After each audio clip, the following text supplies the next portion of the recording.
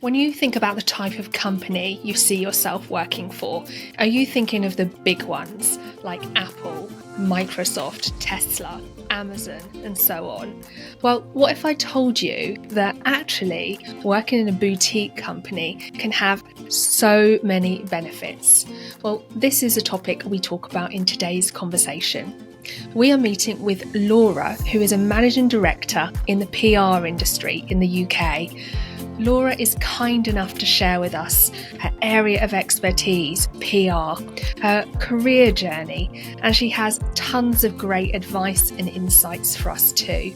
We also talk about navigating career choices and growth, building strong professional networks and relationships, advancing skills and expertise in your field, overcoming obstacles and building self-assurance, and of course, thriving in boutique settings. So if that sounds good to you, fantastic. Laura and I will see you in the show. Enjoy.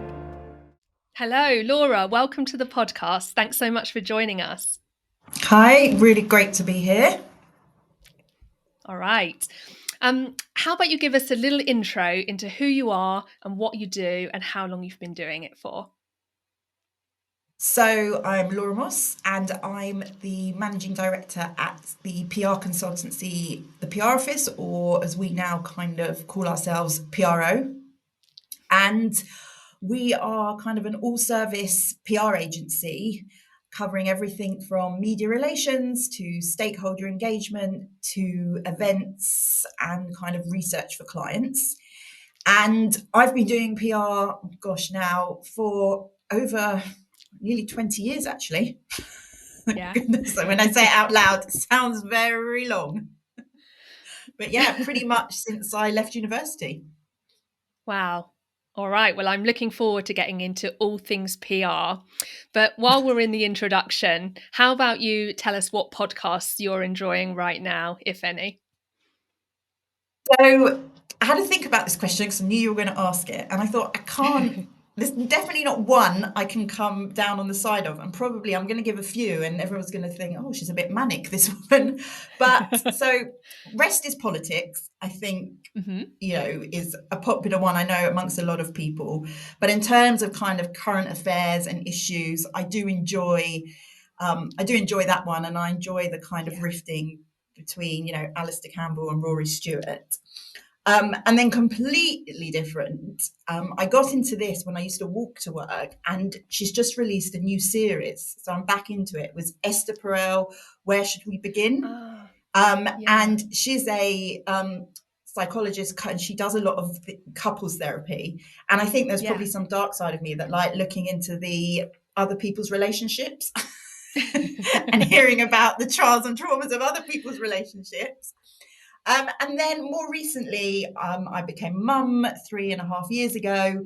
And, you're always looking for that kind of, golden ticket of how should I do this and what should I do for that? And am I doing this right? And then you think, oh, sod it, I'm not going to listen or read anything because it's all. But I've started to listen to a few podcasts now. My daughter's a toddler, just about dealing with some of those kind of toddler things, shall I say. So, a real collection from kind of politics to kind of more relationships to, just family life and children. Yeah. I sometimes wonder, what did we do before podcasts? And because there's so much available, isn't there? And I really do think there's something to suit everybody's tastes and everybody's mood. And I wouldn't be without them now. So thanks for those recommendations. Just on your point, actually, sometimes I think that podcasts can be a little bit dangerous because everybody just seeks out what they want to hear. And I think actually we should try and make ourselves listen to podcasts a bit like we might read a newspaper that doesn't necessarily align with our views. But I think we see them as a bit of an escape. So we tend to listen to things that, are going to kind of lift us up or agree with us. That echo chamber. It's a good point. Yeah. Thank you. Okay, so PR, Personal relations, not personal relations. Is it? Remind me what it Public, even stands for. Public relations. public Okay, see, relations. Yeah. so many misconceptions about the work we do. So I'm wondering what the Yeah. main misconceptions are of the work you do. Yeah, I should probably talk about it more in communications than PR actually, because Yeah, what we do is we also do public affairs. We talk to lots of different audiences, not just the yeah, media audiences, which tends to be the PR. So, communication is probably better. But yeah. in terms of misconceptions, I would say there is still a huge misunderstanding about the difference between marketing, PR, and advertising. Yes. People always get mixed up. And one of the biggest is not really understanding PR, but also thinking that it's all paid for, which actually Mm, PR is the one where it's not paid for. It's the one where you're kind of building relationships with, whether that's the media, whether that's politicians, whether that's other audiences. And obviously your clients are paying for you, but you're not paying for direct marketing or advertising mm. space, in that way. A lot of it Yeah, is about the relationships that you build up for your clients, um, and how you then kind of talk to those people about your clients' messages and narrative, etc. yeah. That's really helpful. Well, I think let's get into debunking the differences between all of those different parts in a moment. But for now, I'd love to know what your friends and family who are outside of the industry think you're doing all day, because that's quite funny usually. Um, they think a lot of it is just speaking to the media all day. Yeah, Yeah. Just talking to journalists. And I think, as I said before, it's a lot wider than that. It's a lot yeah, more than that. yeah, And then some of them still think it's, oh, I've seen this advert. Did you do that? No. yeah. That was an advertising company creative. So it's still very much, that very siloed way of kind of looking at public relationships. Yeah, yeah, thank you. So let's say I'm a client and I come to your organization for support. What would that look like? What would your client rely on you for? So clients come to us for a multitude of reasons. Sometimes it's to make people aware of their organization. Sometimes Yeah, it's they've got a new product, a new service line, and they want to kind of put that in front of their customers. Sometimes it's about managing reputation. So, as I said to you earlier, there could be a crisis on the horizon, and they're coming to us because yeah, they know, they want to keep that out of the media, or at least if it's going to end up in the media in other places, managing how it's kind of comes across and what the story is. yeah, And within that, clients might come to us, to be put in front of the media. They might come to us to be put in front of politicians and policymakers. They might come to us to be put in front of very specific stakeholders that we have relationships with. mm, And we would do that via kind of traditional media, online media, social, um, SEO, events. yeah, So it's the whole range and of work, and it very yeah, much depends on what's the client's business objective, what's their end goal, and we work back from that to say what's the best program to fit what you're trying yeah, to do. yeah. Yeah, that makes sense. Thank you. And are there certain types of clients that you serve? So from particular sectors or industries, for example. Yeah, so at the PRO, we I'll break them down into four and a half, and it will make sense in a minute why. So real estate and property, which covers Mhm. everything from kind of big family offices, prop tech, planning, hotel groups, etc. Kind of that whole gamut of the world of real Yeah. estate. Um, then we have tech, Hmm. and we do a vast array of tech clients, from deep tech clients. We do startups. We help clients with kind of Series A, Series B round funding. Yeah. Professional services, which kind of straddles with tech because at the moment, a lot of our professional services clients, which are accountancy and law firms, we're doing a lot of tech related issues with them. But we also do, pharmaceuticals and energy. So with a professional services firm, it really depends on kind of what's their area that they want to promote, because often we'll work with Yeah. a big firm, but they might only want to, say, promote their energy practice or their intellectual property practice or something. Community and not for profit. That's what it says on the tin, charities Yeah. and community organisations. And then public affairs, which arguably is an area in itself, but is also a discipline. So some of our tech clients will have public affairs within their program, but we also have a kind of suite of clients which just want public affairs, so engagement with government and public policy organisations. And so we set those out on their own also. Yeah. Brilliant. Thank you. Really helpful. And if you were to give us an overview of the PR industry, how would you describe that? What's the size of it? How many players are there? Would an individual come to the same organization as a company? How does that all look? Vast array of players, and you have Yeah. everything from your multinational agencies who have, offices all over the world, to your independent agencies like ourselves, who work with other independent agencies in other countries, but they're not kind of globally owned by a parent group, to Yeah. kind of a lot of one man to two man bands. You get a lot of freelance PR people who Yeah. have often kind of been in the industry in some way themselves and decide for whatever reason, they want to set up on their own, and they either have their own clients or often are brought in by agencies to work on projects.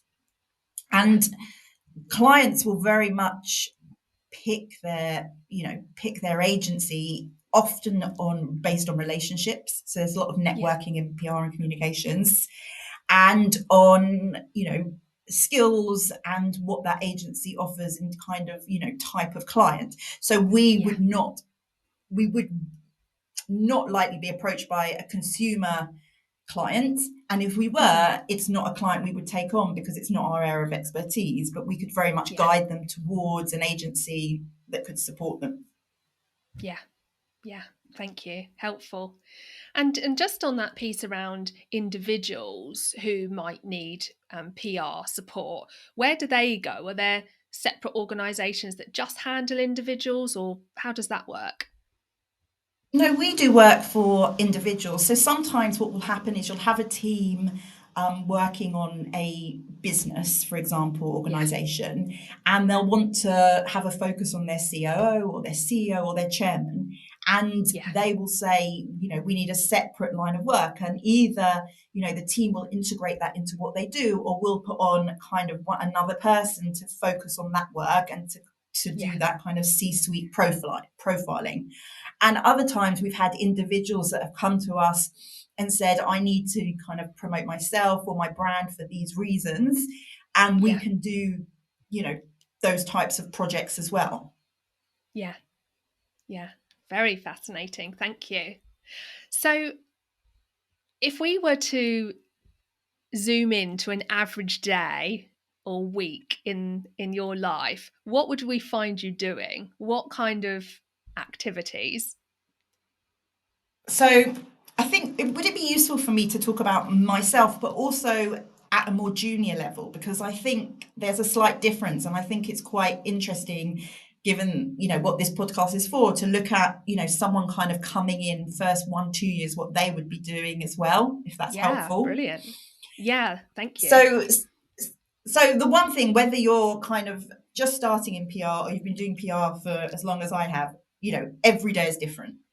Yeah. And I know, listening to some of your other podcasts, everyone says that, but really, every day is different. And, Yeah. very rarely do you start the day with a to-do list and end the day without having to re-put some of that stuff on the next day, because so much, has come up during the day. Yeah. I think, at that kind of starter level, account executive, junior account executive, senior account executive level, you really are kind of the one of the really important cog in the wheel for that client account.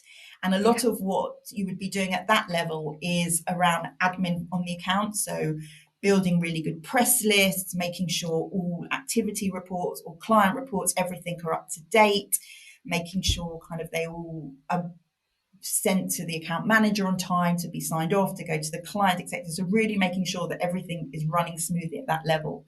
And also Yeah. you'd be doing a lot of first drafts of press releases and comments and articles for the client, which would then be looked at and kind of more senior people on your account.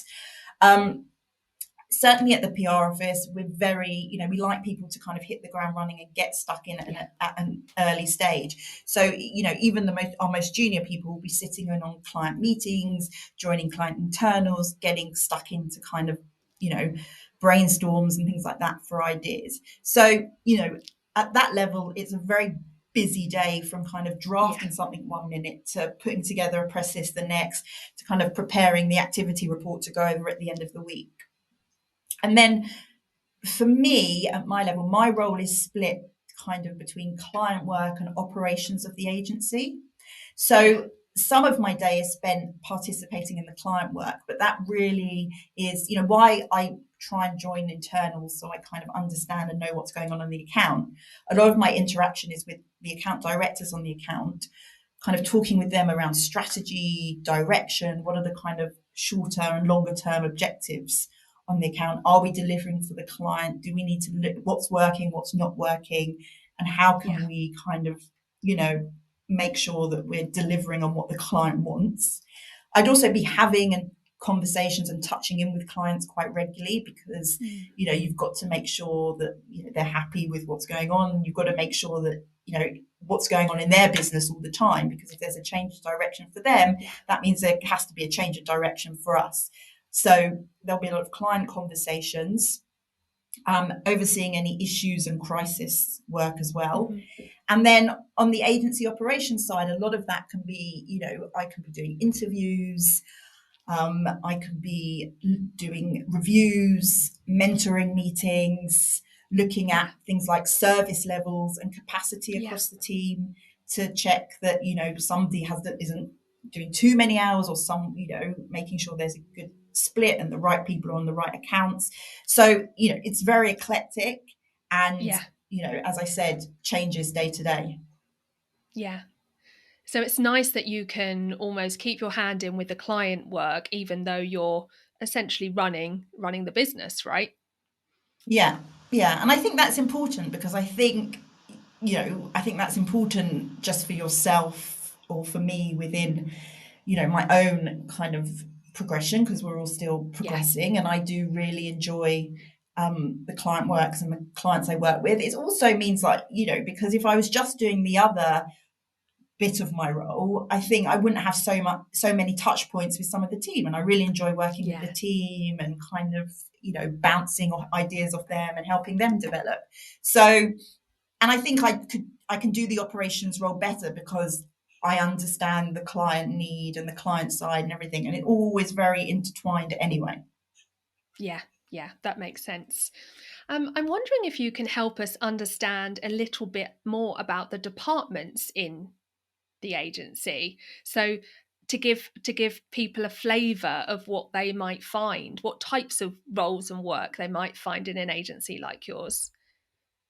Yeah. So the PRO in our agency, we focus, as I said, on the kind of media relations, some online social, public affairs, stakeholder engagement. Yeah. We have partners, usually one or two, that we would work with on certain other areas. So, for Yeah. example, if we were doing a big piece of research, we have one or two research companies that we would go to outside of the PR office. If we Yeah. were building a website, we don't have those capabilities in house, because Yeah. we're agile, we're kind of boutique size.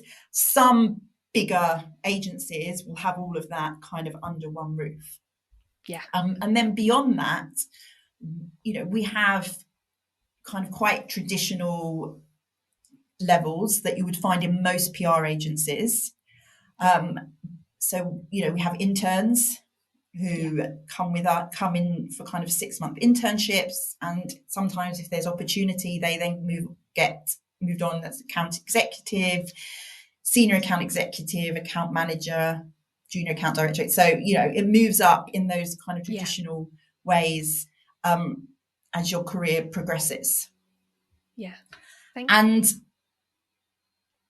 I think where one of the things we've tried to do is often in PR, as you move up your career, you start to get kind of people management responsibilities. And some people love that, and I've really enjoyed that, hence why I've kind of taken my role in a certain direction. And some people don't because they feel that they're doing less PR. So what we've tried to do at the PRO is also carve out positions for people who perhaps don't want to go on the more traditional route. So at the moment, we've got someone here he's kind of our head of media. And he's a fantastic, fantastic guy with the media, and he's brilliant at crisis projects. And so, in some agencies, if the traditional route doesn't sound like it's for you, and if you think to yourself, actually, I really love dealing with the media and writing and everything, but does that mean my career has to kind of stop at some point because I don't want to do all the management and other stuff? I would say you should find somewhere where you can have those opportunities, because there definitely are agencies, and we've done it within ours, where you can kind of forge a path that suits you, and you can still be a great asset to that agency. I think that's really sensible, because I think the risk is you end up losing those people who perhaps don't want to move into people management or that trajectory into to other companies, but also into freelance work and so on. So if you can have 2 tracks that go to the top, a specialist track and a leadership track, I think that's great for overall retention, but also kind of happiness and fulfillment of your team. Yeah. And also great. The other way round is, someone could be a fantastic account director, really good with clients, really good at managing teams, but maybe not so, not have such a flair with the media, for example. And therefore, there you can make up teams where they don't have to have that traditional hierarchical structure. You can happily have, this account director, you need to run the account and the strategy and whatever, and this account director, you need to kind of make sure the team is kind of getting the coverage and speaking to the media and building the right stories and everything, and it actually can work very nicely together. Yeah, absolutely. And I also think that we talked about some people don't want to move into that track. But also, I think traditionally people were moved into that track, weren't they? And they perhaps weren't even suited to leadership roles. And so you end up with unhappy team members. So actually, I think it's, it's kind of, it's positive from all angles. No, absolutely. Yeah. All right. Absolutely. Thank you. So if we zoom out a little bit, what are the things that happen throughout the year that the audience might like to know about in your role, and perhaps give us in the the more junior executive role as well? But I'm thinking that perhaps the really exciting parts, the award ceremonies, or perhaps the things that are not so exciting but happen and someone would need to be aware of. I think that the not so exciting things, but obviously you can make them exciting, are some of the client things that have to happen throughout the year. So, we often do quarterly and 6-monthly and yearly reviews. And hopefully they're exciting because you're giving really good feedback and you've got really good results.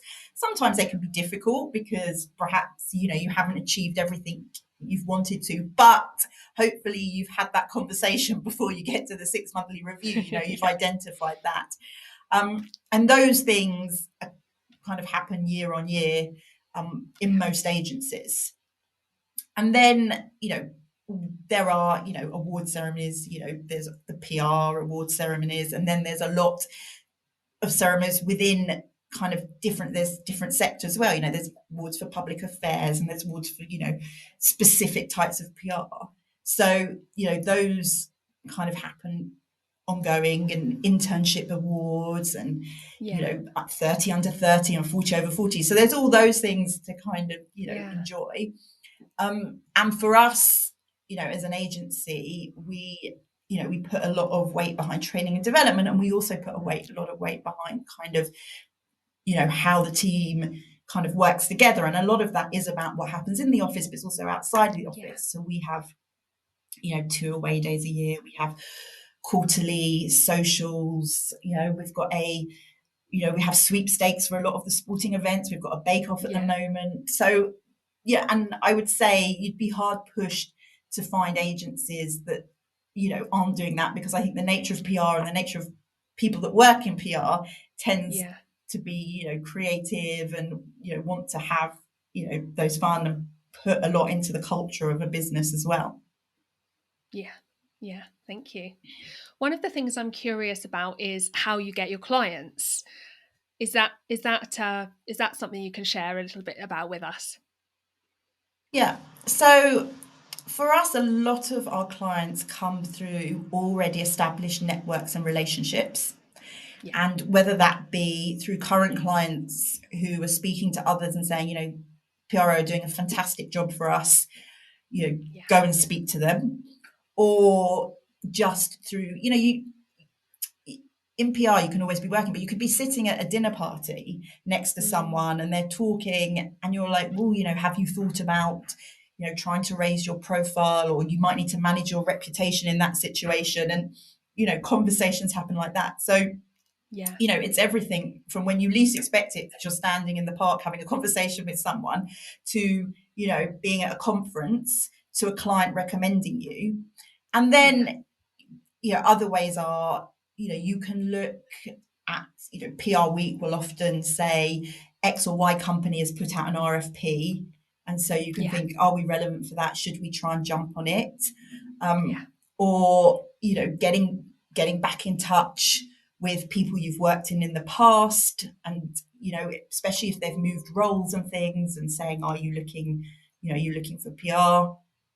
And then also, just mining, if you want to work in a certain sector, it's about getting to know who the companies are, when did they appoint someone, have they got an agency, and, just being able to kind of get in touch and have those conversations. Yeah. And I'd say the last way is, we've started to do this more and more, but, a lot of agencies will hold events, and they'll invite clients, they'll invite contacts, and they'll invite people, just cold invite people, and they'll come. And that's another way to kind of showcase and start building relationships with people. Yeah. Yeah. So it sounds as though networks, relationships, and kind of always having that, could this person use my help or our help mindset, right? And just Yeah, and really, talking. yeah. Yeah, I mean, this morning is a great example. I had a breakfast meeting with someone that was doing a podcast for us this morning, and I mean, he works in the corporate world, but he's also a trustee on a charity. Yeah. And right at the end of the meeting, we were talking about that, because I've just become a trustee on a charity, and he started saying how they might need some help with their comms, and Yeah. how do we work with charities. And I would never would have gone into that meeting thinking Yeah. about, I went into that meeting thinking, oh, this is what he does in the corporate world, and this is what he's coming to talk in our podcast about, and actually left the meeting having spoken a lot about our not-for-profit work. And so that's just about, it's not about sitting down with someone and saying, here's a whole thing that we do. It's about having conversations with people about them and their life, and just getting to know people. And then you kind Yeah. of get these gems where you think, actually, we came in to talk about this, but there could be an opportunity over here. Yeah. Yeah. Absolutely. And what would you say to that person in the audience who's hearing the word networking, contacts, sales, and is kind of freaking out right now? How would you give comfort to that person and encourage them that those are things that we have to kind of get comfortable with in the working world? Yeah. Yeah. I think network and relationships is 100%, but forget about it just for new business. If you're going to go into Yeah. comms, because it's journalists, it's, public policy people, it's, it's a whole gamut of people. So, and it's relationships with clients. So I think, in terms of building relationships and those interpersonal skills, super important in communications. But we do a lot of training with junior people when they first, because our interns sometimes have just come out of university. The Yeah. recent ones have come out of university during COVID, so we're very aware of that. So a good agency will be super supportive, and from day one will kind of help train and develop you to how you build those relationships, etc. And those networks. I'd say to people, I mean, I don't do a lot of new business development in my role. If things come in, because it's not a huge part of my role, when things come in, I help with pitches and documents, and I look at them and I look at fees against scope of work. But it's not the be all or an end all to get somewhere in PR. So some people come in and they're very adept at it and they love it and they do it, and others don't. And again, it goes back to what we were talking about. You can, in the right agency, you'll find your niche, and you'll find, you're comfortable, and you'll find something that you're really good at, and you'll be able to do it. And I wouldn't be scared of it. But again, we help people, we do training and development around how to do new business and how to network in the right way. So there is a lot of support. And I would say on the new business side, not to panic, because most agencies, it's not even really kind of discussed until you're at a much more senior level.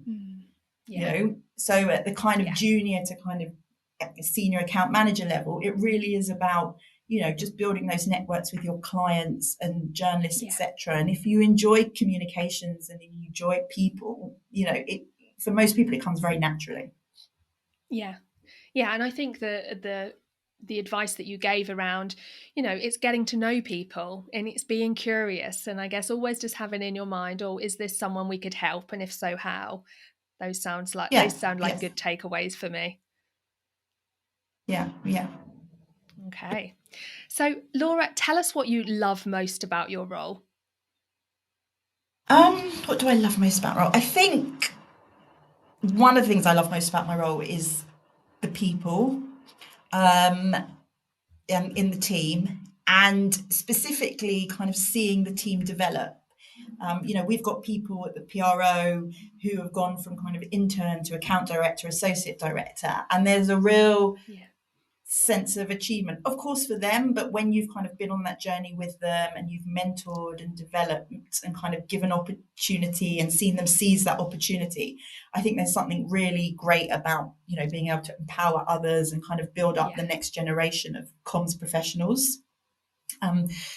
For me, the variety of work at PRO, though we fall into those buckets, just before I came to speak to you, I was kind of looking at something for one of our law firms that's doing nuclear energy.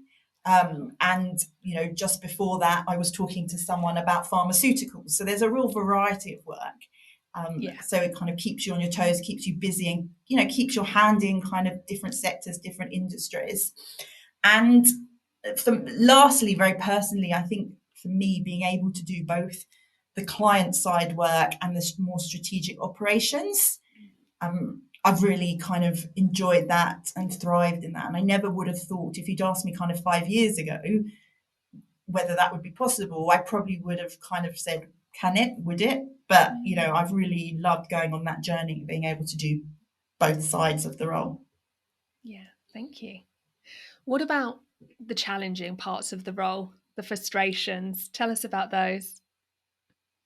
I think sometimes, just carrying on from my last point in there, juggling everything and making sure nothing's neglected, or, something has to take priority at some time, not feeling like you haven't, you're letting something else go because of it. You have to kind of learn very much how to prioritize, and when some things will be more important and some things less. And I think the other thing, which actually I've heard, having listened to some of your podcasts, I've heard a few people who are in similar industries say, Everybody knows how to do PR, right? Everybody, apparently. You don't go to a lawyer and tell them how to fight your case. Yeah. But when you come to a PR person, sure enough, well, should we? And isn't this better? And shouldn't the comments say this? And yeah, and still, that's always been the way. Yeah. And sometimes it's great. Sometimes the best things come when you're in kind of tension with a client. They want to do something, you want to do something a little bit different, and and if you've got the right relationship and can have those discussions, sometimes the best things come from it, and sometimes it can still be very frustrating. And just a third thing I think is that PR can be quite hard to measure. Whereas advertising, marketing, you can get quantitative numbers. If you're doing a direct marketing campaign and there's mail outs and online, you can kind of track back. And still with PR, it can be difficult. Just because I get you a piece in the FT doesn't mean you're going to get the phone ringing off the hook from clients. And I think in my 20 years of doing this, I've had 2 clients tell me that as a direct result of a piece, they've had a phone call. Now, that's not bad on our part. That, clients might not just be telling you, but it just doesn't work necessarily in that way. We certainly can see when we do PR for, say, a product, so on the tech side, if the PR hits on a Tuesday and we have access to Google Analytics, we can see that the spikes on their website, and we can attribute that back. But it's still a bit like, well, was it that, or was it the marketing that they did? So that is still a bit of a frustration, I think. But we're getting much better at it, and good clients are understanding better about where we fit in and why it's kind of all part of the mix. Yeah. Well, I totally empathise on the anyone can do that kind of vibes, because it's exactly the same in HR. And and also to the point around having that kind of tangible outcome. I think that with lots of these the industries and PR and comms and branding, often it's a layering thing, isn't it? And I can't remember the statistic, but something around a client needs to see or hear about you, upwards of 12 times before they start considering you for a purchase. Yeah. So I guess it's hard to measure where that FT article was on that spectrum, isn't it?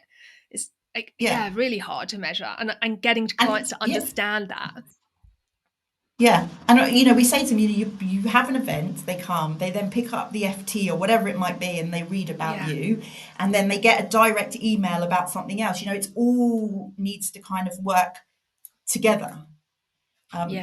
And getting clients to understand and see that. And I also think, as you say, that thing about anyone can do it, we can just pick up the phone to a journalist. But what I say is, but the reason we can just pick up a phone to that journalist or that politician or that organization is because we've been building a relationship with them over 5, 10, 15, 20 years. So it's also learning to measure PR not by that time put in to do something, but the value you're bringing to that client as an agency.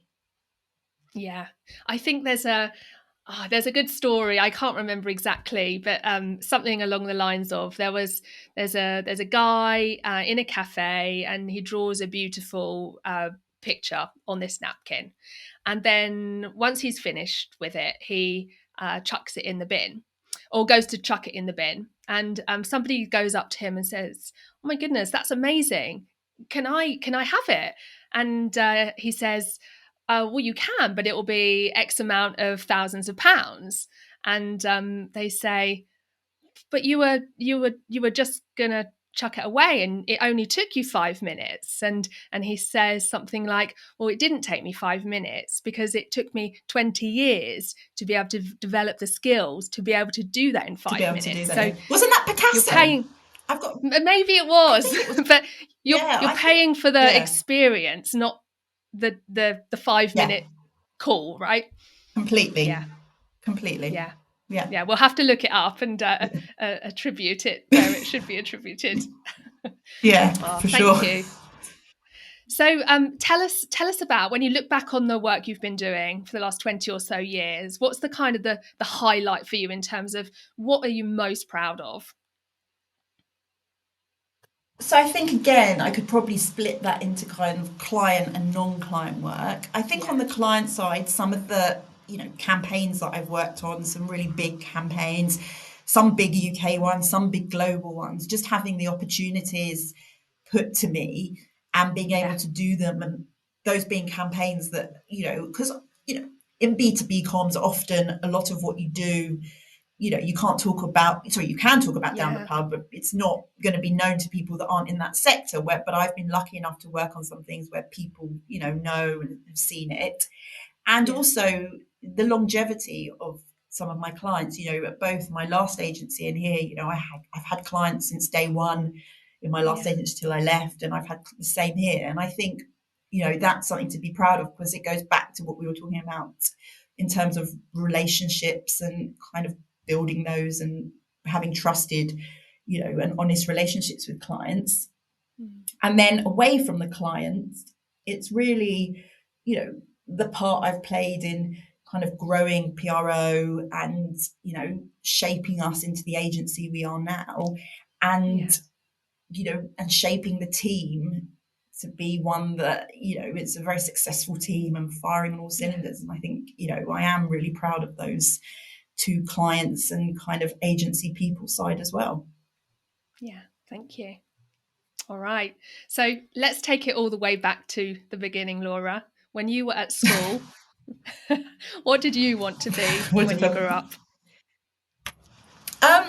So, I mean, I recall at one point I wanted to be a lawyer. My father's a lawyer, so that was probably why. And then he told me he didn't think I'd make a very good lawyer, so I'll write Why that one not? down. I think he felt that it's quite. I guess it's quite, in some respects, quite rigid and very very analytical. Would it be? And he felt that there was also kind of a more creative side. I mean, it's probably changed a lot now. So it Yeah. probably is more like that, but much more of a creative side of me that probably needed to be unleashed in some way. Yeah. And I also thought about being some kind of researcher in TV or something like that for the BBC. I think, though, when I was at school, so we're talking about kind of mid 90s, career advice was still pretty shoddy. I probably didn't know about half the roles and jobs that were out there. And a Yeah. lot of what you kind of went for was either based on parents or parents' friends, or kind of just what was in your sphere of influence. Yeah. And I think then you get out into the world of work, and kind of 5, 10 years in, you think, oh, that, would that have been interesting, that. But I think still then, and still then, you kind of started a career and stuck at it. So, I Yeah. started in PR in kind of the early 2000s. Today I know a lot of young people kind of start something and then they might kind of tangentially move, which Yeah. is great. But I think then, there was less advice, less known about what was out there. And then when you started something, you kind of forged your path in that area. But for me, probably the two I thought about were lawyer and researcher in some kind Yeah. of way. Yeah. Yeah. Okay. So I guess at what point did you realize that those perhaps weren't going to be your path? And when did you start thinking that PR might be your path? So I started doing politics for A level, and I thought, well, this is Mm. interesting. And I was interested in politics. And I started to think about, well, what could I do with this? And and I knew, and I also was always interested in the charity sector. And in my second year at university, during that summer, I thought I'm going to get some work experience in kind of related fields. And so I Yeah. worked at a charity, I worked at a public affairs agency, and then I also did a bit of work at Freud's Communication for 2 weeks, kind of consumer PR. Yeah. And so I think it was really like, well, I don't want to do like just politics, but what Yeah. is kind of linked to that. PR just seemed like an obvious option because, still a lot of our work is driven by news and current affairs, but, it's not pure politics in that way. So I did those 3 summer internships during my second year at university. And then kind of that was the path. I thought, okay, yeah, I think this is for me. Yeah. I think I want to, but I think I want to go down the charity sector, because then, you can work in campaigns, you can work in policy, so you can do the whole thing. And so Yeah. when I finished university, I did some work in different charities, and it kind of all snowballed from there. Yeah. And what did you study at uni?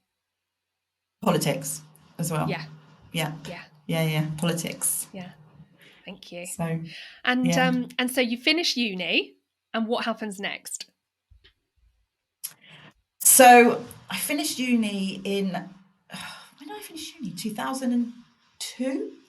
And that was, and it was, I think there was a mini crash in 2002, and a lot of Mm. companies had pulled their graduate training schemes.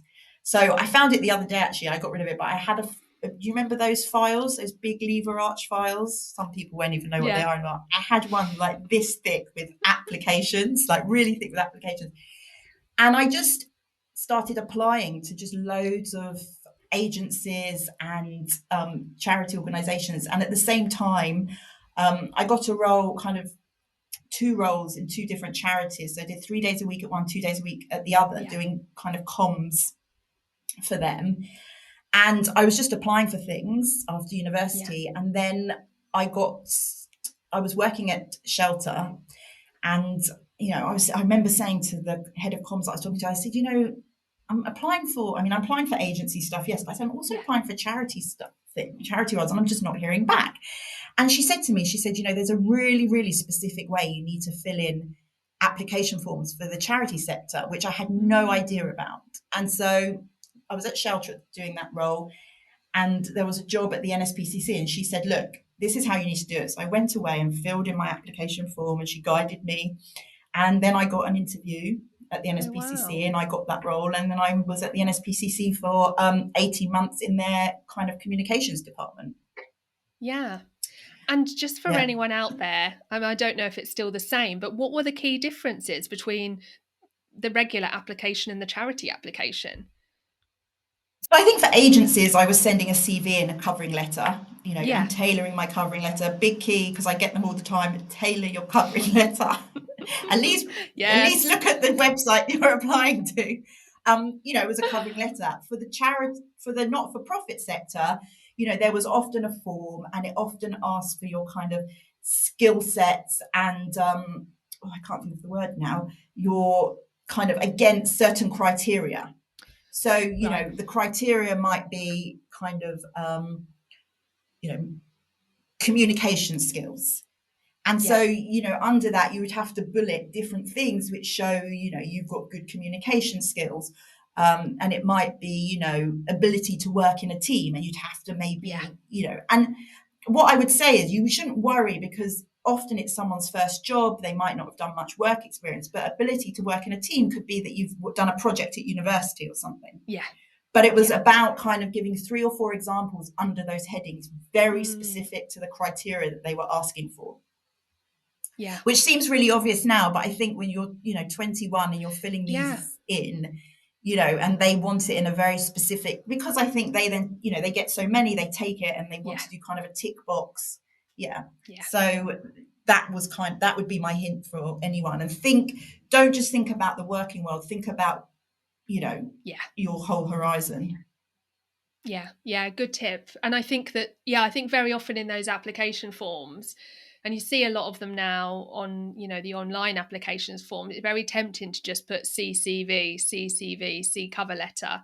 But it sounds like, especially for the Yeah. not-for-profit sector, it is really important to just take that extra time to fill in those boxes with the information that's Yeah. required. Absolutely. Yeah. Absolutely. Yeah.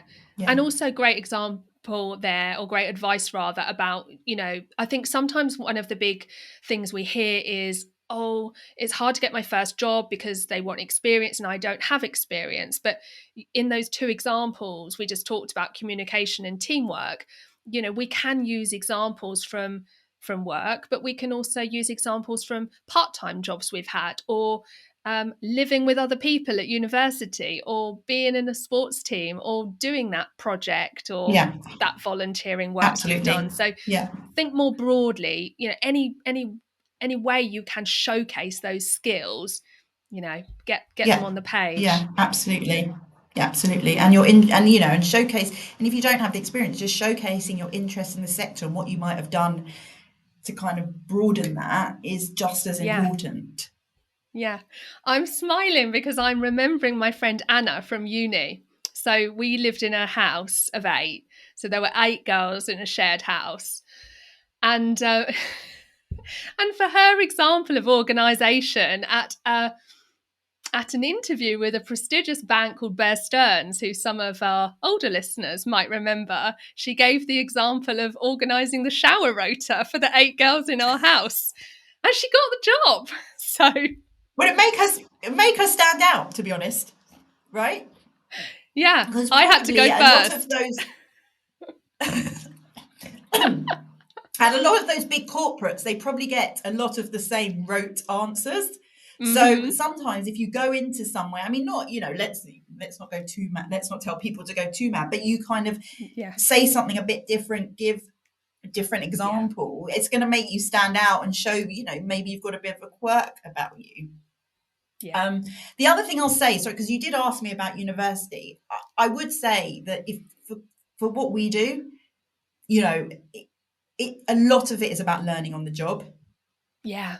And a Great lot point. of it is about, if you've got good written and good communication skills, Mm, university isn't a must. Now, when I started, absolutely, everyone yeah, asked, what your degree was, but it's far less important now. And, there is so much we do that's kind of training as you're moving up the ladder that it's not one of those where you necessarily need to have kind of a degree. yeah. That's great advice because I think that obviously university is so expensive these days, probably more so than we were there. So I think that is not an essential. It definitely feels more inclusive, which is great. Yeah, yeah. Yeah. So I'm really curious. So you're in the role at the NSPCC, and at what point did you start to think, yeah, this is it, PR's for me? And how did that feel? And what did it feel like?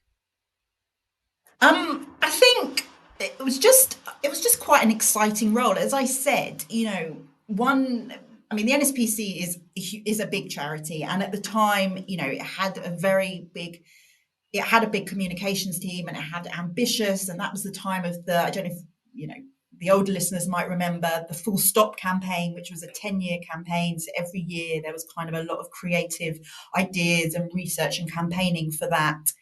And, one minute I could be at some kind of celebrity, working with a celebrity team because we had a celebrity visiting a service, or Yeah, Cirque du Soleil was sponsoring, something. Or the next minute, it could be that the government were about to make an announcement, and I was working with the public policy team to kind of understand what is our position and how do we get that messages across and who do we need to speak to about that. yeah, To then kind of, working with the marketing team because one of our big donors has kind of, given us something and we need to recognize that, or we've got some fundraiser coming up. And I think that was the point when I thought, there's so much in this that, you know, am I going to get that somewhere else? And obviously, there are yeah, lots of other careers and lots of other roles where you get that. But for me, it was really, there's loads in here. And the people were great. And I just yeah, thought, there's a real energy, a real buzz around this. And I think those two things together made me think, yeah, this is kind of for me longer term. yeah, yeah. Thank you. So tell us about the move after the NSPC. So I was at the NSPCC for 18 months, and I think really, I mean, absolutely, really enjoyed my time there. Great kind of, I've been doing, as I said, I've been working at a couple of charities before that, but this was Yeah, kind of my, first real kind of, contracted role. Um, was really enjoying it. Great people. I've still got some really good friends from, 20 years later from there now. But I thought to myself, sometimes it's a bit frustrating and a bit slow for me mm, being a not-for-profit sector. And I feel I need something a bit faster paced. And therefore, and also I hadn't really done, I'd done a bit of experience, a month, 2 weeks here in agency, but I hadn't Yeah. really kind of properly sunk my teeth into agency. And I think it'd be really useful for me to, move and just experience what agency is like and decide, which one, I prefer. Yeah. And so I just started having conversations with people, including one of my managers at the NSPCC. And, she knew someone at the agency I then moved to, and she put me forward, and I went through an interview process. And I was interviewing with others as well through kind of Yeah. just, again, applying, talking to people. But I got a role at, this agency, and I thought, yeah, I think this is something I want to try. And again, when I started looking, because of, as I talked about, my interest in politics and news, etc., I knew that, probably there are some sectors of PR where I was going to enjoy myself more, healthcare, financial services, professional services. Yeah. So I kind of guided myself in that way towards where Yeah. I was applying. Yeah. Thank you. Then I got the role at Lanson's Communications. Yeah. Thank you. So tell us about the transition from a charity to an agency. What did that look and feel like? Um, So, I mean, in terms of the kind of basics that you're doing at that more junior level, the press releases and the press lists, and that was all very much the same. I Yeah. guess when you move, certainly at that time when I moved to agency, there was probably more structure around certain elements Yeah. of what we were doing. And although you had clients in a charity, because as I said, you could be working with the fundraising team or the policy team, etc., you move to agency and you might at that level have kind of 6 or 7 clients. And suddenly, whereas you might have been dealing with one issue, now you could have 6 and 7 clients, but they're all in slight, so in that time, because it's a financial services agency, Yeah. I was working for Money Supermarket, I was working, with the post office, I was working for an investment. So, there's lots of different issues, lots of different clients. And um, it was faster paced, I think, is, Yeah. and I think some of the expectations, I mean, I think the NSPC is kind of was a very kind of more business-like charity when you think of charity sector. But I think, Mm. the expectations, understandably, in the private sector and from your clients is probably kind of a bit higher, and therefore, it definitely was, the expectations were higher, and the whole role was definitely faster paced, and there was a lot, and it was for me, it was a completely new sector. So there was a lot Yeah. of things to get my head around, a lot of issues to understand, start reading slightly different media, and start kind of reacting much faster to things. Yeah. Yeah. And did you love it immediately, or was there an adjustment phase for you? I think there was definitely an adjustment phase, because I think other people have been there a long time. Even some of the Yeah. junior people, have been there maybe a year or 2 years, and so you've just, at times you're like, oh, am I ever going to get this? Or you feel like a bit of a fish out of water, and you're trying, Yeah. at the same time you're trying to learn in sector, learn about your clients, um, get used to a new way of working, a new environment and culture, make friends with people. So there is a lot going on, and Yeah. so it's not overnight. Mm. I was lucky there. Again, there was quite a big group of junior people.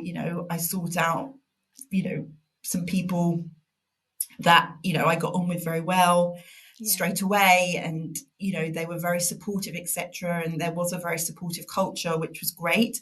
But I think, when I would say to people when you're moving is, give yourself, you throw yourself into it, and you have to be willing to take opportunity, etc., but you need to give yourself time just to, learn, not Yeah. just about your clients, but also about how things work, and also how different people work.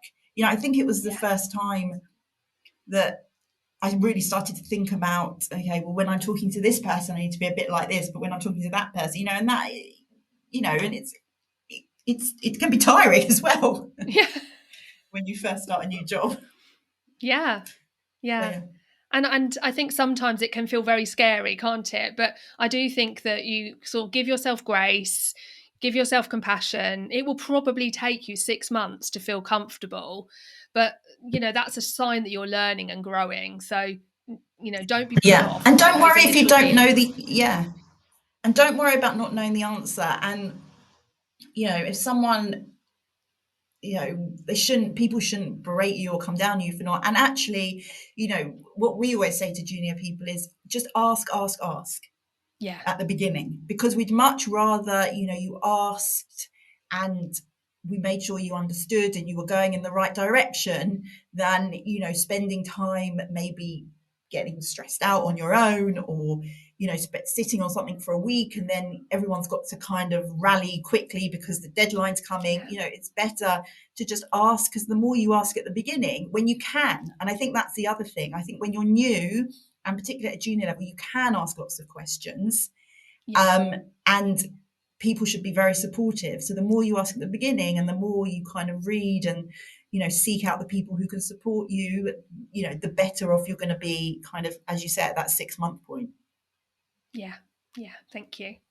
So tell us about the journey at Lanson's. What did that involve in terms of perhaps promotions or big projects, or I guess the foray into leadership? Talk to us about those kind of major highlights.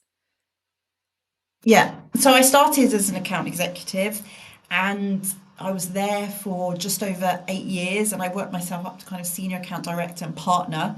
So Lanson's is, at the time, I mean, I know they've just had a CEO come in, but was kind of at a certain level. And, when you've proved yourself to a certain point, you got offered partnership, and, the amount depended on, level, etc. And it was a fantastic training ground for kind of learning how to be a really good PR consultant, and learning how to kind of really, service your clients and get the best results for your clients.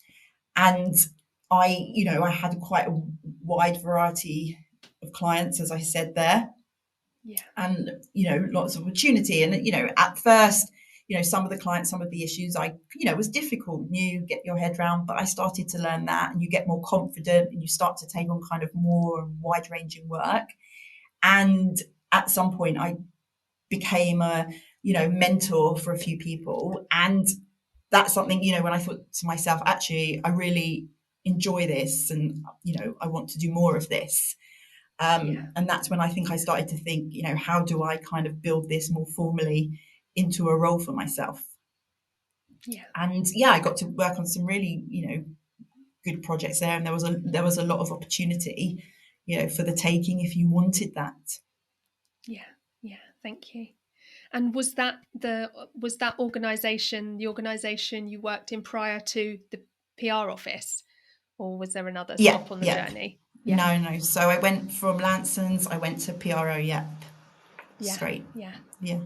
Yeah, someone that I worked with at Lanson's had gone to the PRO, and, I, after a certain amount of time, was thinking, do I need to try something different?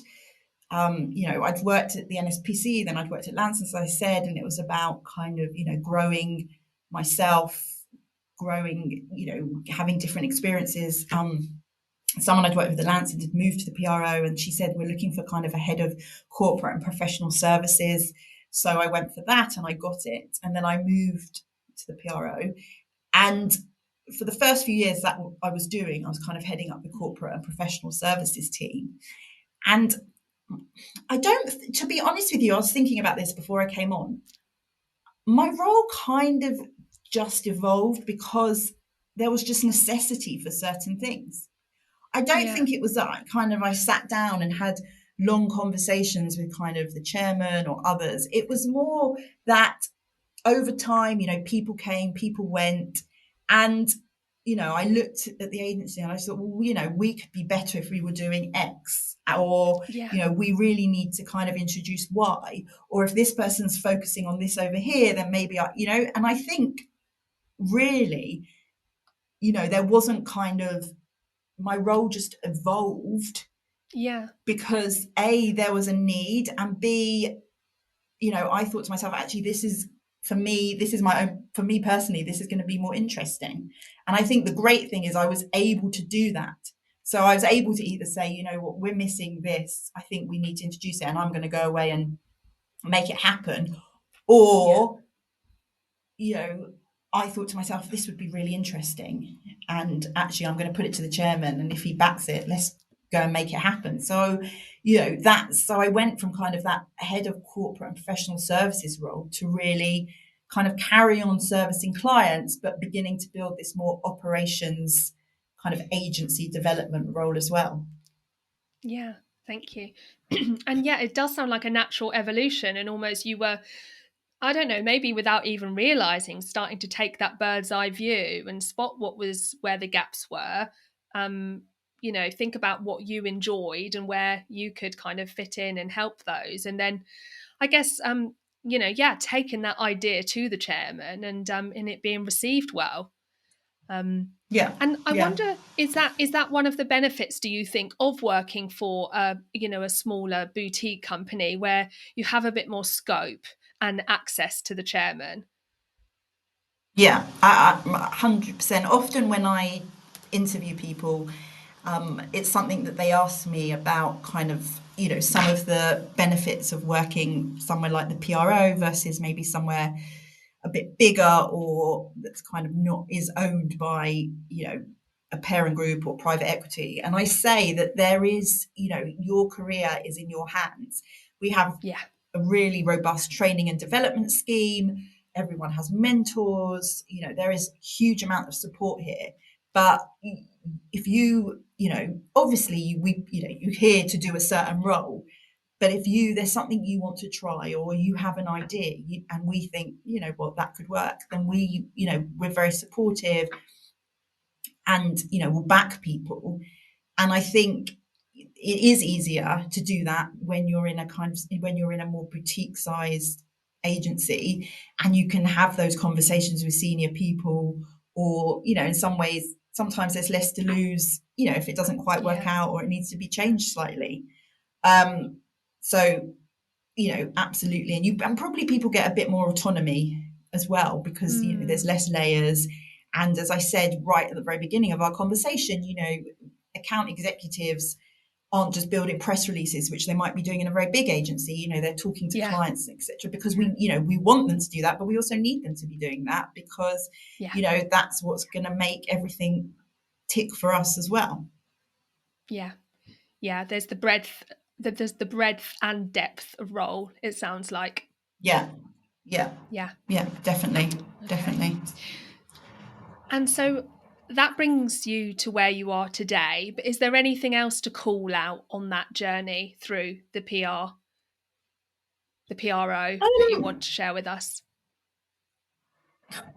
I don't know. I mean, I think the only thing, I would say to people is, throughout your journey, stay open minded and, take opportunities Yeah, and, really find out what it is that you enjoy and what you want to be doing. And I think, whilst we don't want to be too rigid and too planned in our careers because you might miss out on things, I think, you know, there's also something to be said for not just letting things kind of, happen to you and kind of, taking your career, you know, itself and, trying to shape it to what you want it to look like. yeah. Thank you. I'm curious, when you look back on your journey so far, can you share any challenges or failures or limiting beliefs that you've had to overcome? Um,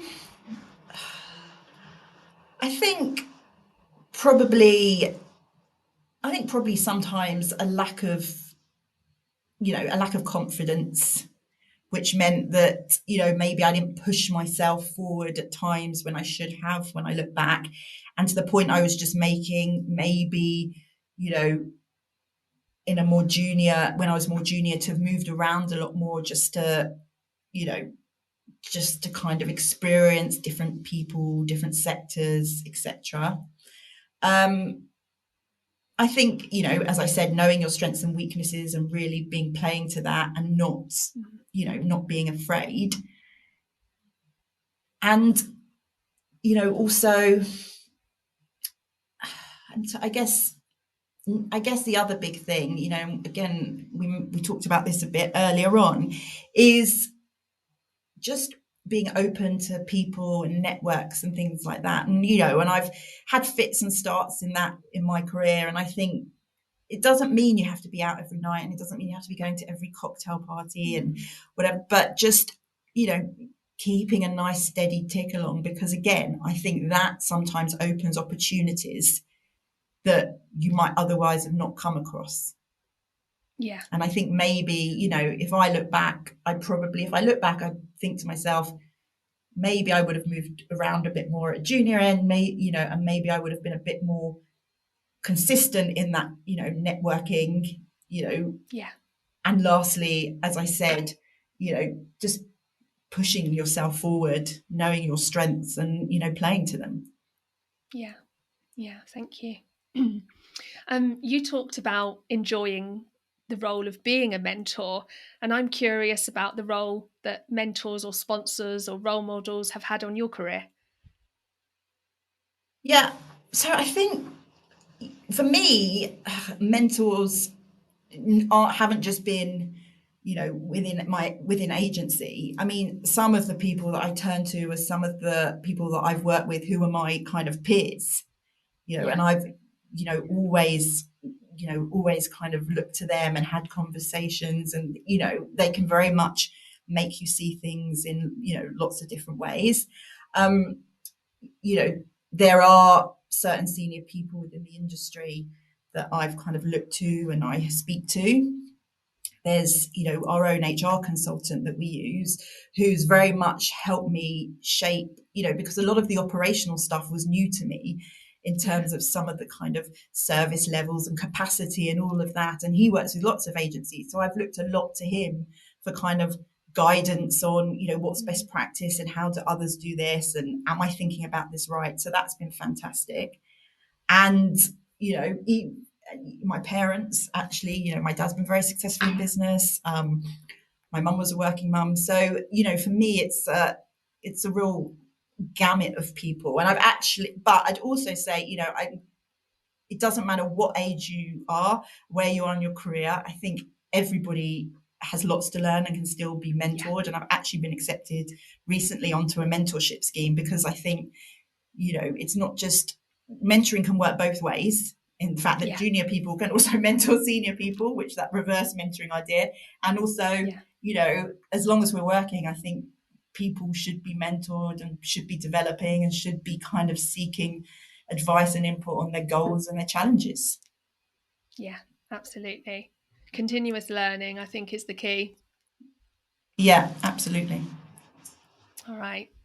So we've talked a little bit about education and the fact that, a degree isn't essential for a career in PR and comms today, which I think is a good thing. But I'm wondering what soft skills you feel are beneficial to somebody who's thinking that this might be the industry for them. Um, so, team player, people person, as we've talked a lot. Yeah. Organizational and time management skills, always, because there's always deadlines and there's always a client that Yeah. needs something yesterday, and learning how to prioritize, and also in that, be calm under pressure. This is PR, Yeah. not ER. Hopefully no one's died.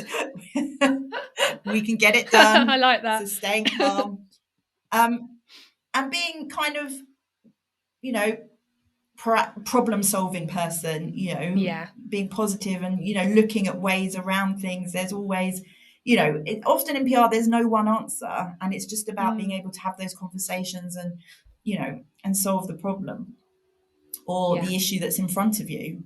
And then I think, and it's interesting actually, because we have now introduced for kind of new people coming into interns a training session about kind of learning how to be in an office. And I don't say that, and we don't say that in a kind of patronizing way, Yeah. but we have found, and I don't know whether COVID is a factor, that, these people are fantastic, enthusiastic and great writers and getting to grips with the clients. But there were just some things which, perhaps through no thought of theirs, they didn't realize or didn't know. Yeah. And, I think just being aware of some of those things, for like, dressing right, dressing for the job you want to, get, dressing right when you're meeting with clients, knowing how to communicate with clients, what emojis shouldn't be using, all those kind Yeah. of time management and things. And again, Yeah. we're not we're flexible, we're agile, we're generous in those type of things, but just being very aware of how the office environment. So I think there are soft skills which Yeah. everybody needs all the way up. And then I think for new people coming into the industry, there's just some of those kind of professional being in an office environment skills, which is important for them to have, but it's also important, I think, for agencies to help them to kind of understand and know those. Yeah, I think that it's a great point, isn't it? And I think in the olden days when all of us worked 5 days in the office, you would pick up those things from colleagues almost by osmosis. So no one really needed to tell you. And of course, we didn't really have the online world then. But now, if people are transitioning from study to work, but it's through the hybrid model, it could almost take much longer to learn those lessons if they ever learn them. So I don't think it's patronizing. It's just sharing, fast tracking someone really, Yeah, because if they don't know, they don't know. And you wouldn't want that to be the person's downfall, using the wrong emoji, right? When it's so easy to just yeah, tell them. exactly. Yeah, and also I think, at least when I started work, we had to wear suits, not at the Yeah. charity, obviously, but you had to be smart. And now, Yeah. I prefer it. We can be much more relaxed, smart, casual. But actually, that's, it's a bit like the lounge suit on a invitation, which I've been reading, like on Twitter, people have been saying, what does that even mean? It's smart casual. For some people, what does that Yeah. even mean? And sometimes you have to spell it out. Yeah. Um, for people so they understand that there's kind of that line. So yeah, I do think that's kind of important. And again, going back to about asking, it's always better to ask, if you're not Yeah. sure, how should I respond to this client, how should I kind of, how do we communicate in these situations, or what do I wear for this meeting, than to kind of guess or kind of panic. Yeah. Yeah. You're taking me back to my first job in the city. Matching suit, tights, closed toe shoes, no spaghetti straps. Yeah, And one girl once got sent home for wearing a skirt that was too short. So times have yeah, definitely that's changed. yeah, times have definitely changed. Yeah, thank you. So, what does the future hold for PR? I mean, I think it's a really interesting time. I think, as I said right at the very beginning, it's just expanded and expanded. It's all about reputation management, and within that, there's Yeah, so much that we're doing. Whether it's to the traditional media, whether it's online, whether it's kind of helping someone managing messages on a website, whether that's talking to politicians, and I don't really see that changing. You know, yeah, I think it's a really interesting time for PR. I think over the years, communications has worked its way up the ladder in corporates and other organization. And I think, very often now kind of head of communications, head of external affairs has a seat around the table. We're often called by clients, especially kind of younger, newer clients when they're building their strategy and their business plans to say, how do we communicate this? How does our reputation fit in? Can you help us with this part of our plan? So yeah, I think it's got much more sophisticated. I think we've got an important seat around some, board tables. I think we're much more involved in a lot of very high level, interesting strategic discussions. And I can't see that changing, and I think yeah, it's just going to get more and more interesting. yeah, absolutely. Chat GPT can't mimic those 20-year relationships, right? It can't, although someone did send me something and say, what do you think of this? It's a press release I wrote on ChatGPT. And I was like, oh, God. But no, you know, whilst people might be, I mean, this was an old colleague, but whilst people might be doing things like that, you're right. You know, relationships, you know, and there's a blog on our website, actually, I think that our chairman wrote about this, is that, you know, he's still speaking to people, or, Yeah. you know, if they've moved on, he's passed on the next person to, you know, someone more junior in our team. You can't replace those. You just can't replace those. And, you know, often a lot of the nuggets and the good conversations and the good ideas with our clients come out of conversation. Yeah. Yeah. Where would you point people to who want to find out more? So I'm thinking of professional bodies or websites or any particular books or podcasts even. So CIPR and PRCA are the big professional bodies in Yeah. kind of communications, public affairs. PR Week is obviously, you know, the industry mag, and there's also PR Moment, which is kind of Mm-hmm. online, and they do awards and they have some really interesting content, and they have like specific training for in-house people. So, you know, those are good places to look. I would say also, I mean, in terms of podcasts, you know, listening to, there is one, I can't recall the name of it right now, but I can always let you know. You know, Yeah. all podcasts about news and current affairs and things Mm-hmm. going on, because so much of what we do plays off of that. Yeah. And the other thing I would say for junior people is reach out and have conversations with people if you want to find out more. But reach Yeah. out to, you know, the junior people. I know some of our senior Mm-hmm. account executives would be very happy, you know, someone dropped the line on LinkedIn to say, hi, I'm thinking about a career in PR, and, you know, I've heard X or Y podcast, and, you know, would you have 5 minutes to chat with me? Reach out to people, you know, because Yeah. there's nothing better than really understanding what it's like on the ground than for people that are doing it at that time. Yeah. Yeah. Thank you. And what would you say to that person who thinks, oh, I would reach out, but I'm too nervous? I think, I mean, you're going to get knockbacks, and that's fine. And actually, you know, you're going to get knocked back. And if you start a career in PR, you're going to call a journalist and they're going to put the phone down on you. And it's Yeah. all part of, you know, learning to be resilient. And like I said, Yeah. you know, I had a lever arch file full of applications, and then, you know, I got one role, and actually, in hindsight, it was kind of, you know, fantastic opportunity for me. And I think, don't be put off. You know, Yeah. you can kind of go on a lot of PR agencies, you can go on the website and you can find someone you want to talk to, but also be a bit clever. You know, we had someone that was applying for an internship, and then they saw that they knew the sister of someone that was here. You know, if you don't want Mm. to kind of cold do it, try and find connections through LinkedIn or something, and then it's Yeah. less so, you know, or ask someone, say, wait a minute, my friend knows that person. I'm going to say, would they mind trying to set up a call? You know, use your Yeah. own connections, and then it's not completely cold.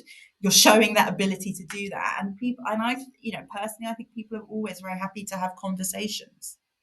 Yeah. Yeah. I agree. I agree. Thank you. So, as we move towards wrapping up, Laura, what do you know now that you wish you'd known when you were just starting out in your career? Um, don't be afraid to make mistakes, because you know what? It's not the worst thing in the world. Say what you're thinking. Might not always be right, but as I said, in PR, there's often lots of different ways of doing things, and you know, it's good to have a voice around the table, and just network and, you know, talk to people, and, you know, learn what the opportunities are, and, you know, take those opportunities, and, you know, be bold about that. Yeah. And what would you say to young Laura who was considering law or TV research as a career?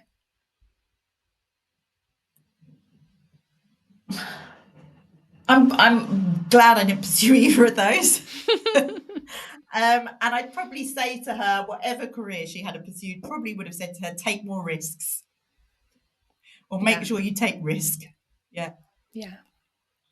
Do you have a favourite quote or mantra that you like?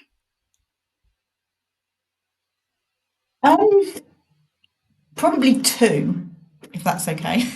Yeah, please. One I found out is attributed to John Lennon, although I don't think it is him. But basically, like, life is what happens when you're busy making plans. And I think I alluded to this a bit earlier. Whilst absolutely, we should have an idea maybe of where we want to get to in 3, 4, 5 years, we shouldn't be so restrictive that a great opportunity comes past and we don't see it or we don't acknowledge it because we're too busy kind of planning the next and the next and the next. And I try and live by that in both my personal and my kind of work life. And I think the other one is, whilst we pursue happiness, we flee from contentment. And for me, I read this as, happiness, of course we want to be happy, but it sometimes drives us to always pursue more and more and more, and we go to more places and we want more experiences. And sometimes we don't just kind of sit in where we are and think, actually, I've achieved a lot. I'm content with what I'm doing now. I'm satisfied, etc. And I think that's another one that I try to, yes, I want to be ambitious and yes, I want to progress, but I also want to enjoy the moment and be content in what I'm doing and, enjoy the people around me at the time as well. Yeah, makes sense. And I was going to ask you, what's your secret to happiness and fulfillment at work? And it sounds as though that might be part of it. I think it's not, I think that is part of it, kind of trying to focus on the good achievements and, what is happening at that time. And I also think the people. You spend so much time at work, if you don't like the people or, that can really be tough. Yeah, thank you. All right. Well, Laura, this has been fantastic. Thank you so much for sharing all your wisdom with us. Are there any final words of wisdom or encouragement you'd like to share with the audience before we go? No, I mean, just to say that, I've really enjoyed being able to talk about it. It makes you realize how much I've done in the last 20 years. And the only thing I'll say is, try it. If communications is something you're interested in, try it. You're not bound to it for life. And it can be kind of a super interesting, super fulfilling career. And there's so many ways you can take it. Brilliant. All right. Thank you so much. Thank you. Thank you so much for joining Laura and I today. We really hope you enjoyed this deep dive into PR. If you gained any value out of this episode, please share it with your friends and subscribe wherever you get your podcasts. And if you have any questions, comments, or suggestions, feel free to get in touch with us. We'd love to hear from you. So until next time, have a think about the insights that Laura shared with us, and maybe think about the kind of company environment that might suit you. After all, there are tons of options. Have a great week, whatever you are doing, and we will see you next time. Thanks again for tuning in.